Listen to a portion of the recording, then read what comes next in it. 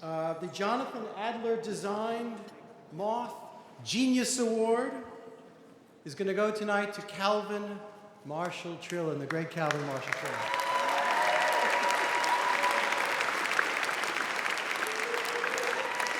Bud Trillin is called Bud. Marshall is an old family name, just not from his family. It's unclear where that comes from. Before I came here tonight, I called Bud on the telephone, and I like to call Bud quite a lot, and I like to talk to him because he's the only writer at the magazine that calls me El Jefe Supremo, which I appreciate very much. Most writers don't call you that at all. I called him because he has made thousands of speeches in honor of this, that, and the other thing for organizations like Amnesty International or the Moth. And he's done so much of this that his daughters have come to call him the Georgie Jessel of the nonprofit world. There are 8 people here old enough to know who Georgie Jessel was. Bud's advice to me tonight about introducing him was, I thought, really apt and very simple. He said, and I quote, "In these situations, it is always advisable to err on the side of effusive." He also said that if I was searching for an adjective, it was okay for me to use dashing, and so I will. I want to argue tonight that Bud Trillin is the baddest man in American letters. Thank you. In an eating contest of any kind, he can kick Emily Dickinson's ass. He is, by any estimation, the author of the finest novel ever written about parking in New York City.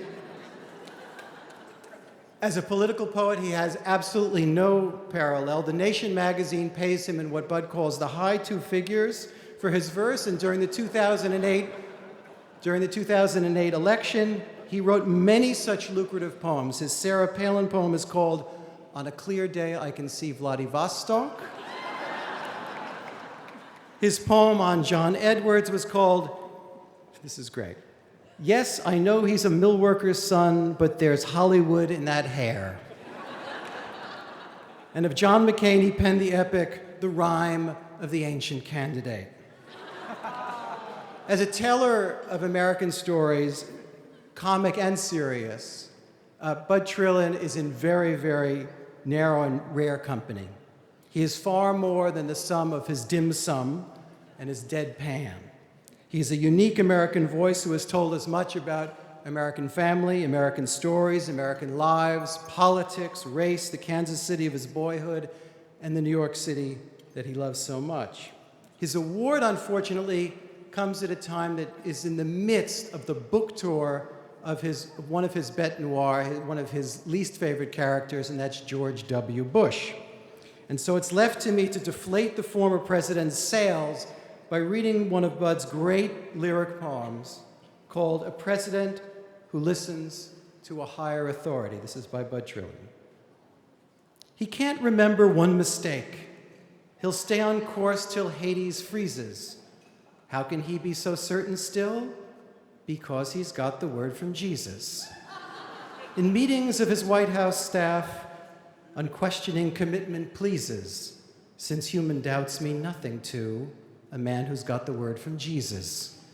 He treats his critics in the press as if they're yapping Pekingese. Reporters deal in mundane facts. The man has got the words from Jesus. He can't believe that you'd support the sort of man who eats French cheeses when you can vote to keep in place a man who's got the word from Jesus. Please welcome the great bard of lard, the baddest ass in American letters, my friend, Bud Trillin."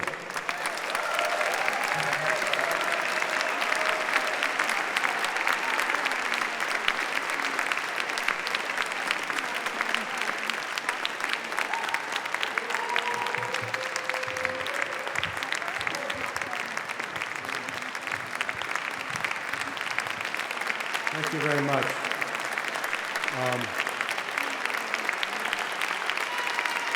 Thank you. Thank you.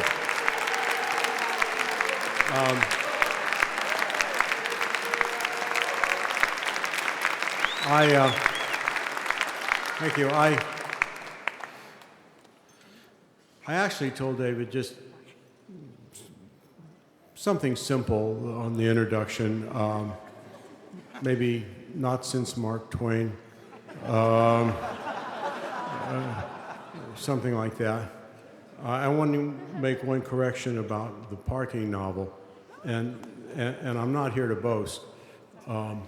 We believe it's the first parking novel ever written.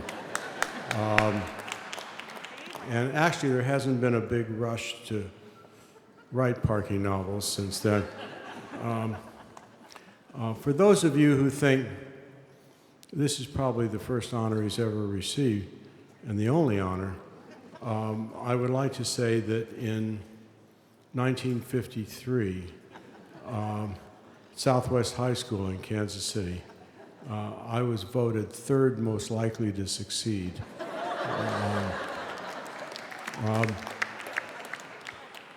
Third most likely is sort of a failure. And I have given some awards myself. I played in a basketball game many years ago on Gansevoort Street, and we had an awards banquet, and it was sort of ad hoc awards banquet. You could give whatever awards you wanted, and I used to give the Richard Nixon Award for the most specious out-of-bounds argument, and I gave an award to Victor Navasky every year, most improved Jewish player.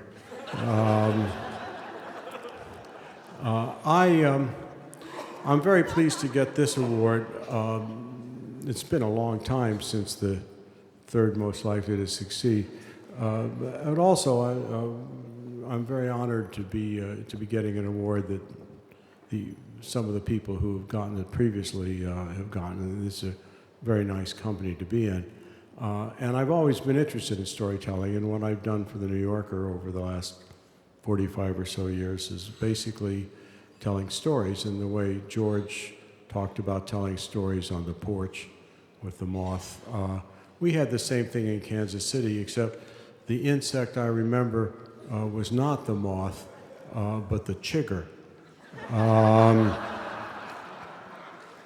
Those of you who aren't from the South or the lower Midwest probably don't know about chiggers, but a chigger is a microscopic insect whose bite is, well, I had to actually invent a sort of metric for it, which is a millimos, which is the itching power of 1,000 mosquito bites. And the average chigger bite is about 8 millimosses, and it lasts just short of eternity. Amputation helps, but not always. And they're especially prevalent in the tall grass. And when I go home to Kansas City, people say, "How can you live in New York?"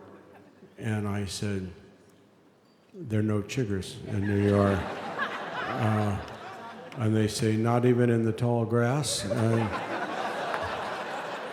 there isn't any tall grass in New York.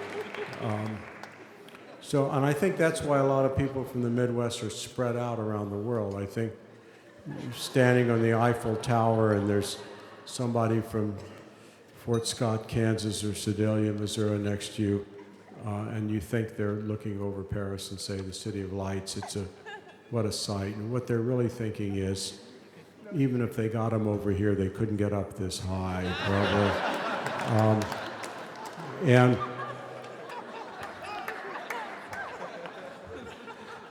so if I had founded this organization, and you're lucky I didn't found this organization, it would be called the Chigger.